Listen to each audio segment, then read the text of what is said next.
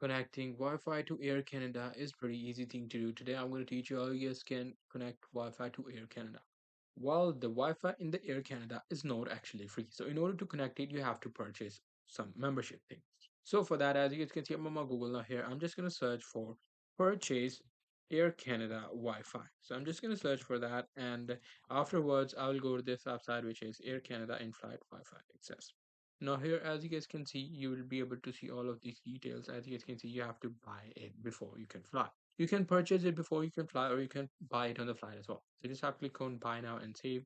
And there you go. You have to select the right plan according to you. Then you have to click on buy now. You have to pay. You have to, include your tickets as well. And after doing that, your purchase or your membership will be purchased whenever you are on the Wi-Fi. You just have to connect the Wi-Fi, and they will ask you about your ticket number and stuff. You have to put that, and there you go. Your Wi-Fi will start working on the Air Canada. So that's pretty much it. That's how I'll be able to do it. Hope you guys find this video helpful.